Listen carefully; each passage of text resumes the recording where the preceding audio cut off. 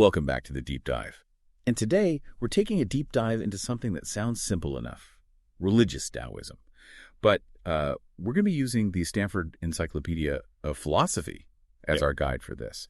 And as a philosopher, you might already be kind of sensing this simple-sounding topic is going to present some pretty interesting philosophical puzzles. Yeah, absolutely. I mean, the terms philosophy and religion right from the get-go, those are already very Western constructs, and they don't map neatly onto pre-modern China. Right. So, when you look at the sources, they talk about Daoji, the lineage of the Tao, and Daozhao, teachings of the Tao. And those are presented pretty much interchangeably as almost two sides of the same coin. So that's where this big question comes up for us, right? Right. Like, does our need as Western thinkers, our need to categorize everything, to put things into boxes, does that risk distorting this ancient tradition? I mean, are we imposing artificial boundaries? Is religious Taoism even a coherent category when we look at it from the perspective of its own history and its own concepts?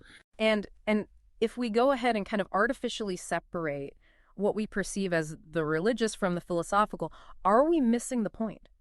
I mean, should a text like the Tao Te Ching, which is, very much full of philosophical insights, should that be left out when we talk about religious Taoism? Or on the other hand, should we only be talking about communal rituals and leave out things like personal meditation or alchemy, which have historically been a huge part of Taoist self-cultivation? Yeah.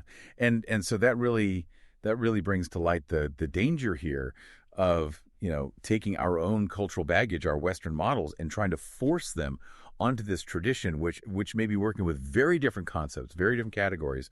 And so we might be looking for, the things that fit into our boxes of religion or philosophy and totally missing how those things actually function together in Taoism, creating distinctions that weren't really there originally. Exactly, yeah. And the whole exercise might just be, us imposing our cultural paradigm onto something else. I mean, our idea of religion is heavily influenced by, the Abrahamic faiths, Judaism, Christianity, Islam, our idea of philosophy, that's very much rooted in ancient Greek thought. And those categories might not be transferable directly to the Taoist world. Right. So how are we going to approach this as we kind of move forward with this deep dive with this material? Well, I think our approach is going to be to use a pretty broad definition, a pretty inclusive one. We'll use the term Taoist religion, which, the article actually suggests might be a better phrasing than religious Taoism. Okay. And we'll include everything that might fall under, Taoist philosophy or, better yet, Taoist thought. Right. So that, that broader lens should help us respect, the tradition's own self-understanding, recognizing that the teachings, the practices, the sense of lineage, that those are all interlinked. Right. Okay. So with that kind of foundational understanding laid out, let's actually jump into the early Taoist texts, the foundational thought here that has shaped so much of the tradition. And the article really highlights the central place of Laozi and the Tao Te Ching.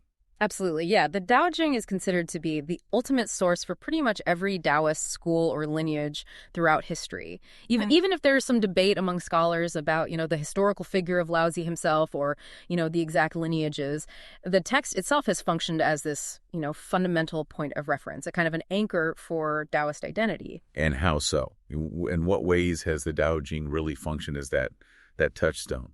Well, different schools have legitimized their own lineages, their own teachings by tracing them back to the Tao Te Ching.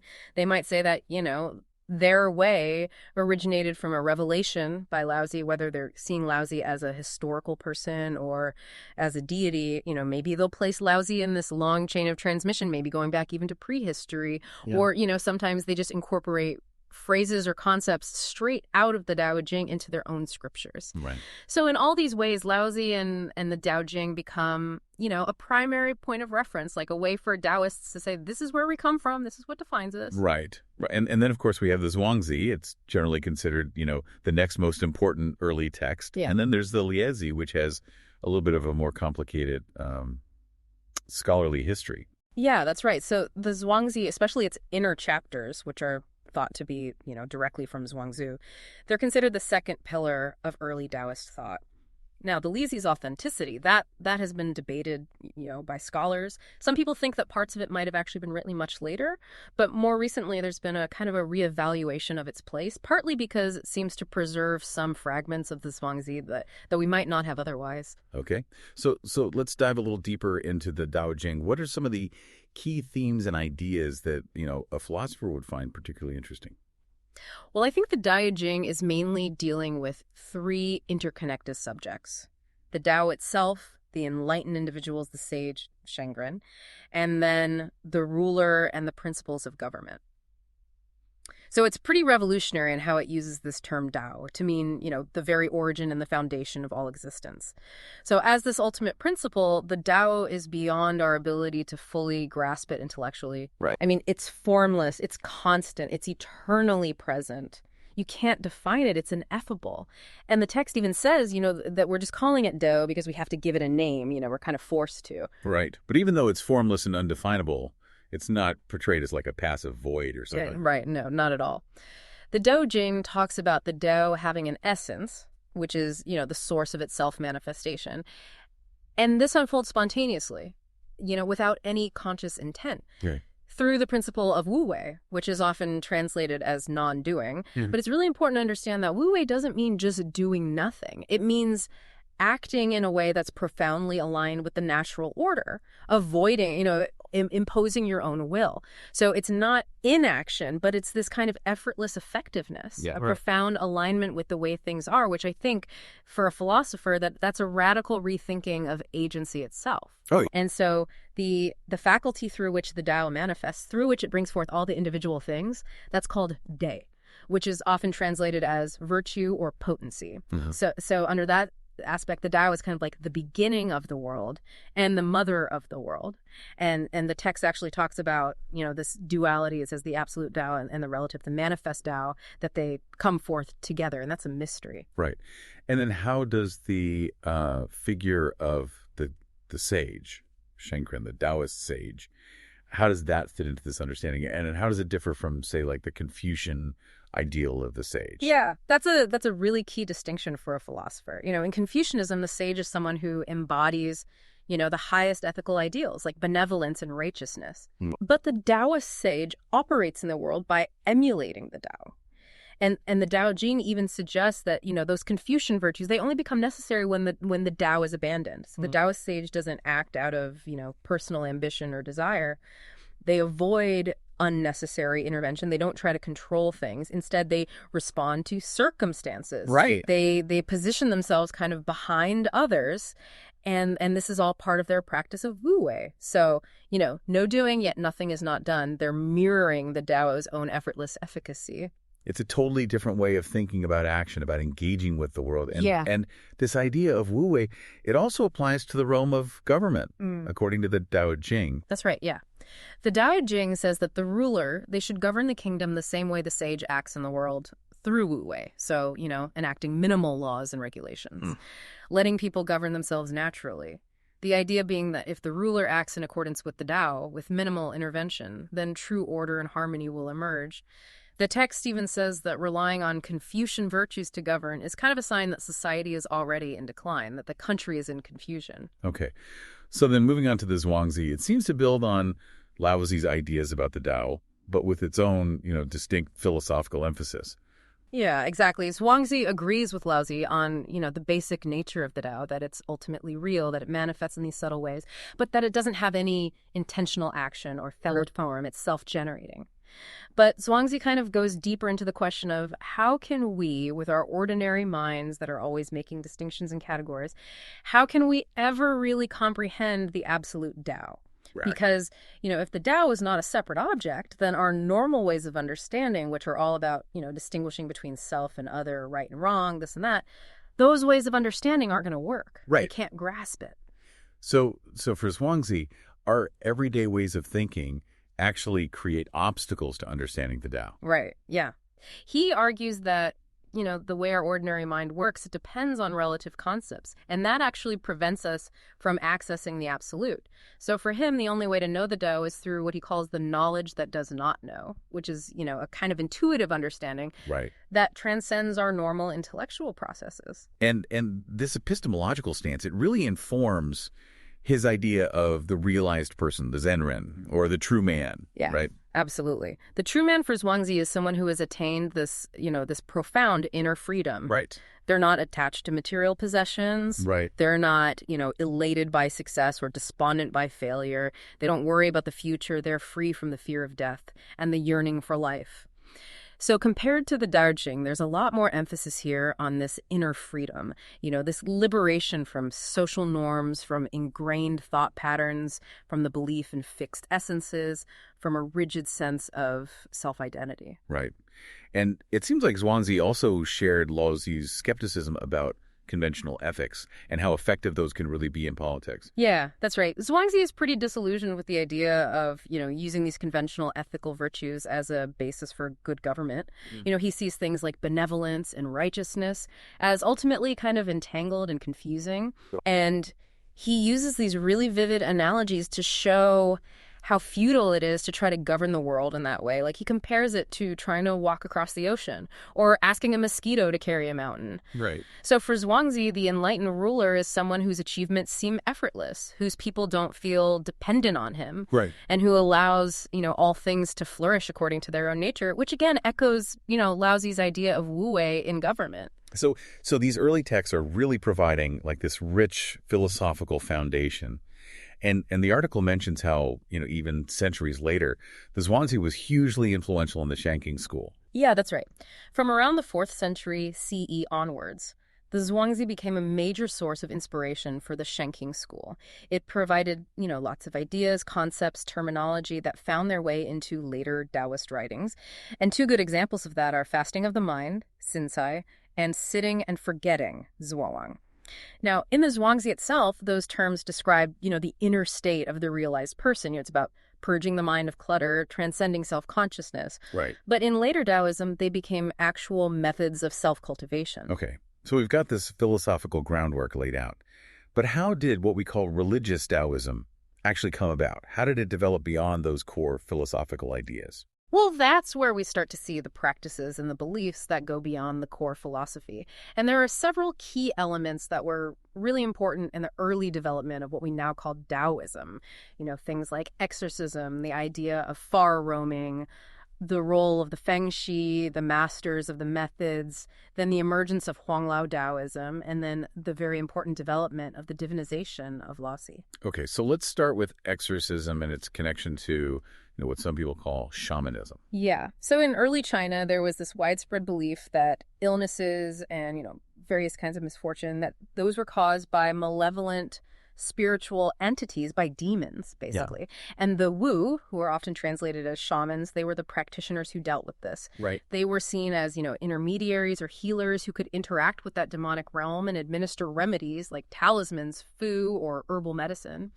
And while these practices have continued in various forms throughout Taoist history, it's really important to note that the classic shamanic trance, that was never a central feature of mainstream Taoism. Okay.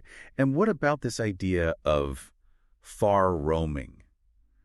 Yuan Yu. It's such an evocative term. Yeah. Far roaming basically refers to, imaginative journeys to the furthest parts of the world or to the distant reaches of the cosmos. Right. And a well-known example of this is the Yuan Yu poem from the 2nd century BCE. So these accounts depict, these ecstatic voyages where individuals visit, remote regions, they encounter enlightened beings, they ascend to celestial palaces.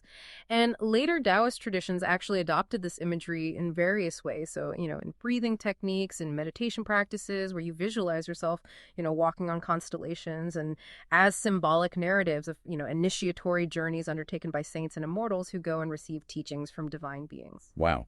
And then we have the Feng Shi, the masters of the methods. How do they fit into this early development? Yeah. So the Feng Shi were a different kind of practitioner compared to the Wu. The Wu were dealing with, more localized spiritual concerns. But the Feng Shi, they were often employed by rulers starting around the 4th century BCE. Okay. And their expertise was was really broad. It included, astronomy, divination, medicine, alchemy, various techniques for prolonging life. Anna Seidel called them, people with know-how, which I think is the good way to put it. And a lot of the methods that were originally associated with the Feng Shui ended up becoming part of Taoist practices. And I think John Lagerwey makes a good point here. He says that the Feng Shui, with their emphasis on a kind of rational world of images and emblems, they're actually more like forerunners to the Taoist master or priest rather than the ecstatic Wu. So their approach was more systematic and less about, altered states of consciousness. Yeah, exactly. So unlike the often trance-like practices of the Wu, the Feng Shui's methods, particularly their mantic arts, were really grounded in this developing Chinese cosmological system. And that system, which really took shape during the 3rd and 2nd centuries BCE, that wasn't just limited to one tradition. It was an attempt to create a framework that could be applied to all sorts of, knowledge and practice. And Isabel Ravenet makes a really interesting point here. She says that the unity of Taoism, it actually lies in this cosmological discourse, not just in its pantheon of deities. Okay. How Taoists view the relationship between the Tao and the cosmos, that's remained remarkably consistent. And it's largely based on the standard Chinese cosmological framework. Okay. So then we have Huanglao Taoism. And the name itself, the Way of the Yellow Emperor and Laozi, that already hints at a connection to early philosophical Taoism. Yeah, that's right. So Huanglao Taoism was this influential intellectual and political movement in the early Han dynasty, and that was around the 2nd century BCE. Now, scholars are still debating exactly what it entailed, but it might have been an early form of what people understood as Daojia. Right. So Huanglao followers, they saw Laozi as the source of, these fundamental principles of government, as expressed in the Tao Te Ching. And they saw the Yellow Emperor Huangdi as this, archetypal ruler, the first one to actually implement those principles. And Huangdi has continued to be revered as this, perfect Taoist sovereign. He's credited with receiving all sorts of esoteric teachings on, various arts from gods and immortals. Okay. So this tradition really emphasized, governing through Wu Wei, the idea that the ruler had to cultivate themselves first before they could rule effectively. And it was an early attempt to integrate, the teachings of the Tao Te Ching with this cosmological thought. So the idea that human affairs should be aligned with, the cyclical patterns of the cosmos. Now, while it has some influence at the Han court, it eventually declined when Confucianism became the official state ideology. Right. But its political ideas did leave a lasting mark on Taoist thought. Okay. And finally, a really pivotal development, the divinization of Laozi. How did that happen? Yeah. So the divinization of Laozi in the 2nd century CE, that's really tied to the political ideologies of that time, particularly the widespread hope for great peace taping. Right. That was an ideal shared by lots of different intellectual and religious movements. Okay. And the Taiping Jing actually documents these beliefs. It talks about this vision of, perfect peace and social harmony under a ruler who governs by returning to the Tao. So this was an early form of Chinese millenarianism. There was this growing expectation of a messianic figure, especially with all the social and political instability of the late Han dynasty. Right. And ultimately, Laozi himself, whose personal name was Li Er, he became seen as the savior. He was deified as Lao Jun, or Lord Lao, Right. And rituals started to be performed in his honor, and Emperor Huan even conducted a formal ceremony for Laozi in the imperial palace.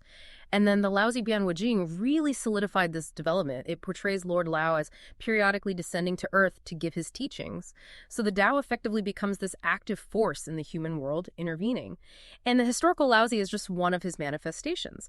So this shift in how the Tao is perceived from this impersonal principle to an active force, that's really key to understanding the development of religious practice in Taoism. Yeah, that really seems like a major turning point, a clear move towards a more religious form of Taoism. Absolutely. Yeah. We're going beyond just, philosophical teachings. Right. Now we have this central divine figure, established rituals, a sense that the sacred is actively engaging with the human realm. And this really sets the stage for, the emergence of all these distinct Taoist schools and lineages, each with their own interpretations and practices. Which leads us perfectly to, those main schools and lineages. Mm-hmm. And the article gives us a nice overview showing how diverse Taoism really is. Yeah, Taoism is definitely not this monolithic thing. Throughout its history, all sorts of schools and lineages have come up, each with their own scriptures, practices, philosophical interpretations.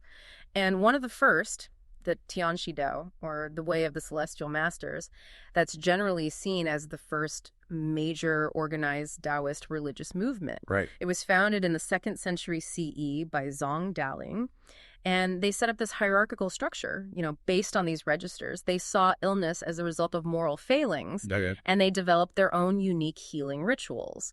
And this school has actually survived to this day as the Zengi Dao. Okay. And then there's what's sometimes called the Southern tradition that developed in the Jiangnan region. Yeah, so the Southern tradition actually predates the arrival of the Tianxi Dao in the South, and it included all sorts of practices. Summoning deities, exorcism, longevity techniques, meditation, early forms of alchemy. And Gehong's book, the Bao Pu Zi, that gives us some great insights into these traditions. He talks about practices like, guarding the one in meditation and the pursuit of immortality through consuming elixirs. Okay, and this kind of sets the stage for the emergence of the Shangqing and Lingbao schools, right? Exactly. So these two schools, they emerged in the Jiangnan region as a response to the arrival of the Tianxi Dao. They incorporated and kind of reworked aspects of those local traditions while also bringing in elements of, the newly arrived religious movement. Okay. So Shangqing, which was based on revelations received by Yanxi, an aristocratic visionary, they really emphasized visualizing inner deities. And there's a reevaluation of practices where, meditative practices take precedence over ritual forms. Right. And then Lingbao, which was founded by Gehong's grandnephew, Ge Chaofu, that was even more syncretic. So it combined, Tianxi Dao rituals and deities, Shenking meditation practices, and even some early Buddhist influences like the idea of universal salvation and this hierarchical cosmology. And Lu Xujing played a key role in codifying the Lingbao scriptures and practices. Okay. And all these diverse schools, they eventually lead to a formal system of categorization within Taoism itself, right? Yeah. So by the 5th century, we see the emergence of the 3 caverns Sandong system. And this was basically a way to organize all the different Taoist traditions and scriptures that were around in southeastern China. Right. So this hierarchical system, it categorized texts and practices into 3 different caverns: Shenking, Lingbao, and Sanhuang, which is the tradition of the 3 sovereigns. And each of these caverns was associated with a major Taoist deity and a corresponding celestial realm. So this really reflected, the growing diversity within Taoism. It was an attempt to create a coherent framework for understanding all these different branches. Okay. And the overview goes on to talk about the Tang and Song dynasties, Right. and how Taoism continued to evolve and interact with other traditions, especially Buddhism. Right. So during the Tang dynasty, Taoism had a lot of imperial support, especially the Shenking school. Okay. And that's when the first comprehensive collection of Taoist scriptures was compiled, the Kaiyuan Daozang. But this period also saw the growing influence of Buddhism in China. So Yeah. you had, competition between the 2 traditions, but also attempts to kind of blend them together, both theologically and philosophically. Right. And this era is also when Naiden, or internal alchemy, really starts to develop and flourish. Right. And then in the Song dynasty, we see even more diversification within Taoism, with new ritual lineages emerging, the growing importance of lay Taoist associations, and, continued development in the theory and practice of Naiden. And then, of course, we have the Quanzhen school, which is still a major branch of Taoism today. Yeah. So Quanzhen, or complete reality, that arose in northern China during the Jin dynasty. It's a monastic order, and they really emphasize celibacy, meditation, and Naiden as their core practices. Right. It was founded by Wanzi and then popularized by his disciples, including figures like Qu Zhiji. Okay. So Quanzhen became a major force in Chinese religious life. And along with the Way of the Celestial Masters, Zingyi Dao, it makes up one of the 2 main branches of Taoism that we see today. And it's worth noting that, within Quanzhen, there are also non-monastic forms that are rooted in Naiden practices. So it's a complex tradition. Yeah. So this overview really shows us the rich and multifaceted history of Taoism. So now let's focus on some of those core Taoist concepts that are particularly relevant for philosophers. Yeah. And let's start with the Tao and the cosmos itself. Okay, great. So at the heart of Taoism, you have this fundamental goal of returning to the Tao, Pan Dao, Huan Dao. And this idea permeates pretty much every aspect of Taoist thought and practice. And the Tao itself is understood in a way that seems paradoxical but is ultimately coherent.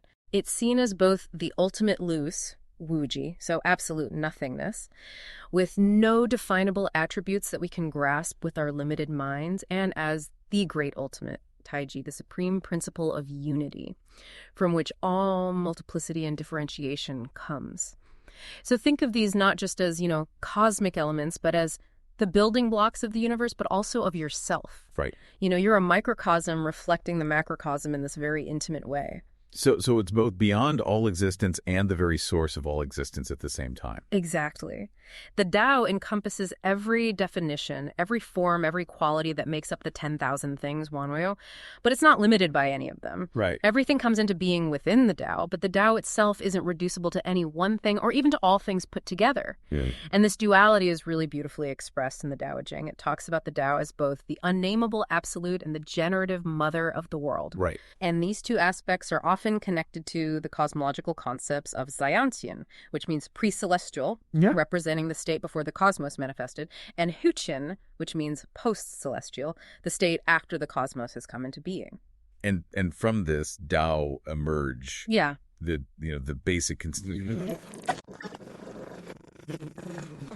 Self-manifestation gives rise to essence, Jing, breath, the spirit, and spear, and those are known as the three treasures. And each of these has both, an unmanifested pre-celestial dimension and a manifested post-celestial dimension. Right. And they're also seen as the fundamental components of the human being, which creates this link between the macrocosm and the microcosm. Okay. So in their pre-cosmic forms, Yuanjing, Yuanqi, Yuanshan, they represent these stages in the cosmos's emergence from, non-being to the eventual formation of material form.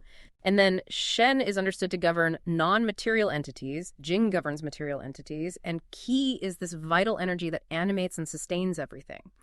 And interestingly, original breath, Yuanqi, is sometimes seen as even prior to the three treasures, and it's equated with the Tao itself. And then in the manifested world, Shen usually manifests as the mind, Qi as breath and vital energy, and Jing as bodily fluids. Okay, so the Taoist understanding of cosmogony, the origin story of the cosmos, that also seems to be, philosophically interesting. Yeah, absolutely. So the Tao Jing lays out a basic sequence. The Tao generates one generates two, yin yang, two generates three, and three generates the 10,000 things.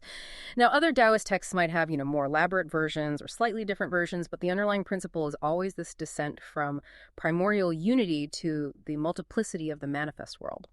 And throughout its history, Taoism has developed various cosmogonic accounts, and they often focus on this concept of Hunden, which is often translated as chaos or primordial undifferentiation. So it's this state that's not fully formed yet, but it has the potential for the whole cosmos. And the Zhuangzi has this famous story about Emperor Hunden, which suggests that trying to impose, artificial order and social institutions, that actually disrupts this original state of harmony. Right. And then later cosmogonic accounts, they depict Lao Yun as the body of the Tao from which the cosmos emanates. And different schools like Tianqi Dao and Lingbao Daoism, they've also developed their own cosmogonies. Okay, so once the cosmos comes into being, it operates according to, these principles, a cosmology. Right. And Chinese cosmology, which is sometimes called correlative cosmology, it provides a way to understand the workings of the cosmos through these symbols, shang. So some key emblems in the system are the Northern Dipper, which represents, the central axis of the cosmos and the principle of unity.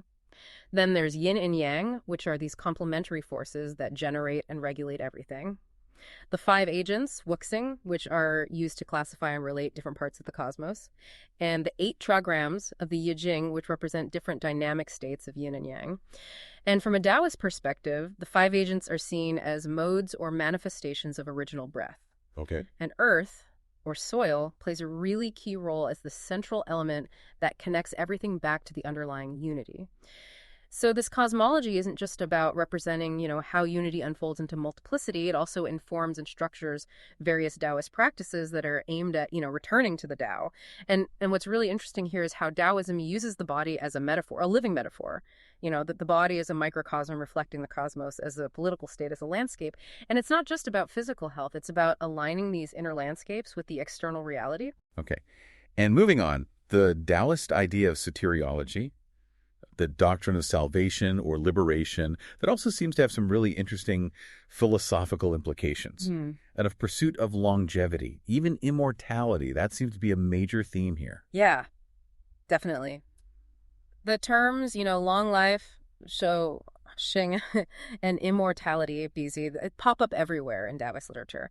But it's important to remember that, how these concepts are understood, that's changed over time and it's varied between different schools. But generally speaking, liberation in Taoism has been conceived of in two main ways, Right. which aren't necessarily mutually exclusive. Okay. So you have union with the Tao, He Dao, and then incorporation into the celestial bureaucracy. Yeah. And ascension to heaven, Shengdian, and celestial immortality, Tuangxian. Those are often used to describe, the highest forms of liberation. Right. But the actual notion of immortality itself, that's been open to different interpretations. Okay. And the idea of Taoist immortals, that's a pretty popular one. How are those figures actually understood within the tradition? So typically in these hagiographic accounts, Taoist immortals are these extraordinary people who've transcended, the normal limitations of human existence through spiritual practices, or sometimes even through miraculous birth. Right. And they're often said to have all these amazing powers, like the ability to transform